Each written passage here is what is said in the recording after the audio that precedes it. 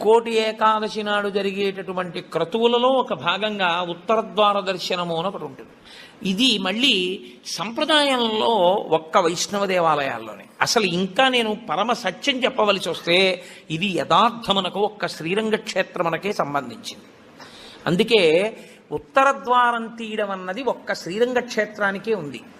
అసలు నిజానికి మిగిలిన క్షేత్రాల్లో ఉత్తరద్వారాలు తీయడాలనే మాటలు లేవు. కాలక్రమంలో ఏమైందంటే అందరూ శ్రీరంగ క్షేత్రానికి వెళ్ళి ఇన్ని కోట్ల మంది ఉత్తరద్వార ప్రవేశం చేయలేరు. కాబట్టి కొంతలో కొంత ఎక్కడ ఉన్న విష్ణు క్షేత్రాన్ని అక్కడే శ్రీరంగ క్షేత్రంగా భావన చేసి రంగనాథుణ్ణి స్మరిస్తూ ఉత్తరద్వారంలోంచి వెడతారు.